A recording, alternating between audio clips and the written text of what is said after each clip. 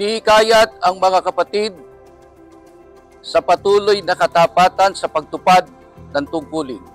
Hindi kailanman matatawaran ang kanilang iniukol na pagmamahal at pagmamalasakit sa mga kaanib sa Iglesia ni Cristo. Ano man po ang sitwasyon ng daigdig at gaano man po karami ang mga pagsubok na dumating sa buhay, patuloy po ang pagtuturo, pagpapayo at pagpapaalala ng mga aral ng Diyos sa mga kapatid po sa Iglesia. Handa nilang ibigay ang kanilang buhay upang wag mapinsala ang Iglesia at ito ay maprotektahan. Pinauunlad nila ang buhay espiritual ng mga kapatid at inikaya sila sa walang pasubaling pagsunod sa mga aral ng Diyos.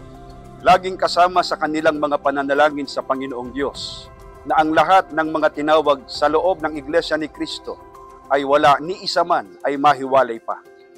Hinding-hindi po kami papayag na masayang ang lahat ng pagpapagal at sakripisyo ng pamamahala alang-alang po sa kapakanan ng Iglesia.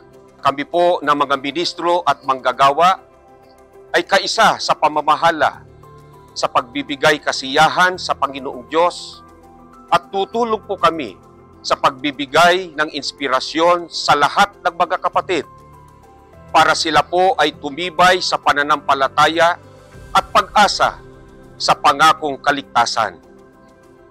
Kapatid na Eduardo V. Banalo, pinakamamahal naming tagapamahalang pangkalahatan, mula po sa mga ministro at manggagawa, Happy 15th anniversary po!